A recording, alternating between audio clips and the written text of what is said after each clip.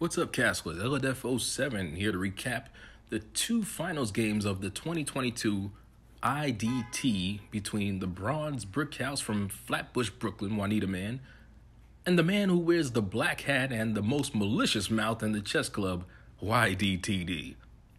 Prior to these games beginning, there was some trash talk being sent both ways, as Juanita said she basically was going to defecate on Ydtd's head, and she also said she was bored with the competition in Group 1, while Ydtd said he was simply going to gut her like a fish. After all the verbal pleasantries were concluded, they began playing. In Game 1, where Ydtd had the white pieces, let's flip the board here. In Game 1, where Ydtd had the white pieces, he started off with the queen's pawn opening, pawn to d4, which then transposed into the Pierce defense with pawn to e4 on his second move. The next several moves are book moves, with each player developing their pieces. A critical point in the game, however, was when Ydtd, who 17 moves into the game is winning positionally, opts for the move knight e g3.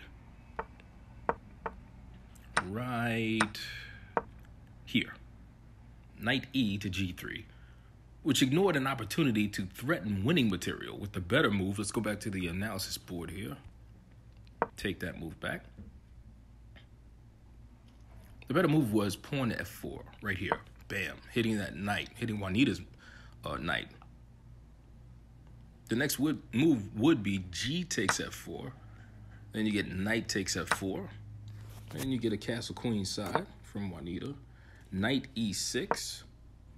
And then rook h g8. Ydtd would snag the rook. And then Juanita takes back. And Ydtd would have been up in the exchange and sitting pretty. This is winning right here.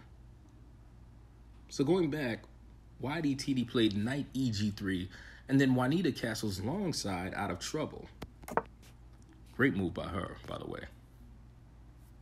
The turning point of the game, however, came when on move 24, Juanita blundered and played pawn to g4. Yeah, right here. There's the move, pawn to g4.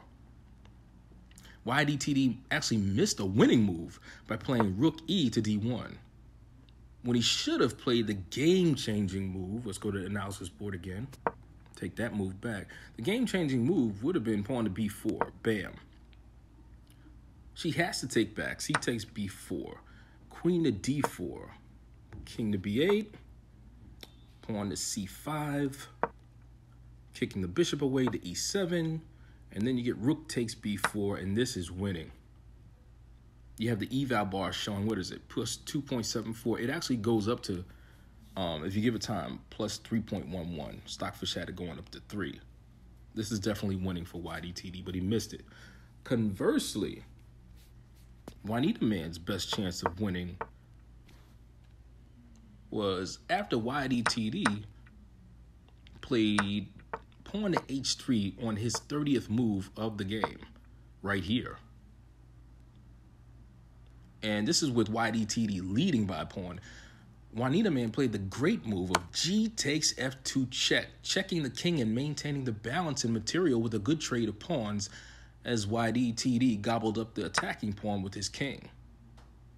Then Juanitamann followed that up with another great move of pawn to f5, looking to go after that knight.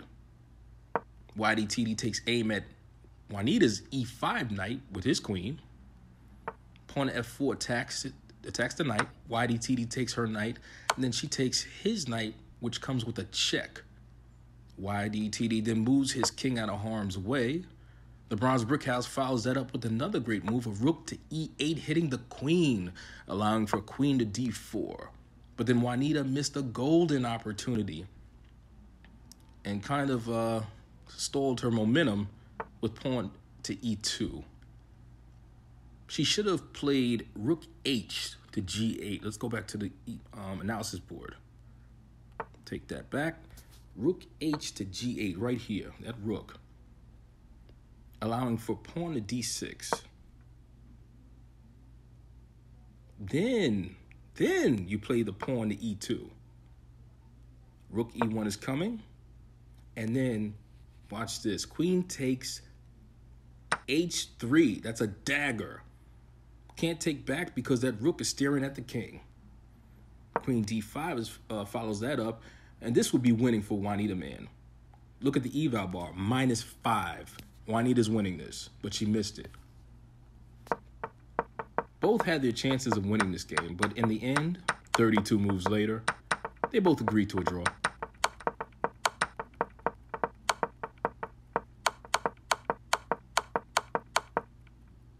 And it was right there. Move 67, they both shook hands, and game 1 is in the books as a draw. They both get half a point.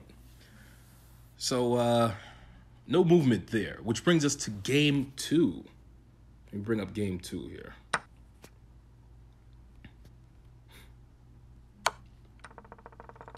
In game 2, Juanita had the white pieces this time. Okay, let me flip the board.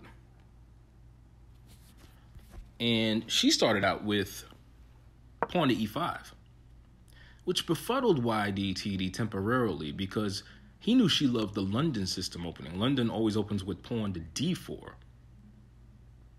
I'm sure Juanita knew this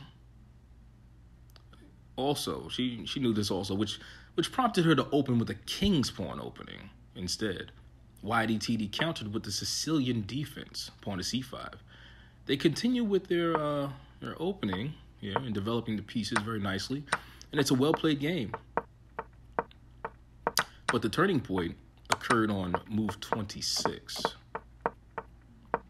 Up until this point, it was an even game positionally, but Juanita chose to push her f-pawn right here.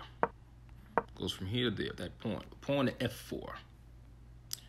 And that f-pawn movement is a blunder because it misses a chance to advance her c-pawn, or past c-pawn, towards promotion.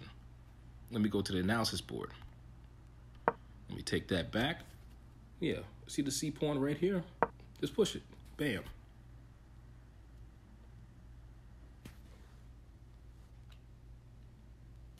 And you'd probably get a continuation of line. The continuation would be pawn to a5, rook a1, bishop to a6, knight b3, pawn to b4, and a takes b4. And this would still be an even game according to the engine. Instead, Juanita played pawn to f4, which undermined her position. It weakened it significantly. And Ydtd was able to get a passed pawn, actually, and liquidate her pieces and grind a win out of this game. And in the process, capture his third Let's Castle title. See that he's pushing that a-pawn to promotion, and she has to address that. Meanwhile, he can start moving his pawns down, and they're adjacent to one another, so he can steamroll them down and get a queen out of that. All he has to do is get rid of that bishop, like so, and she knew it too. The writing was on the wall, and she capitulated after move 65.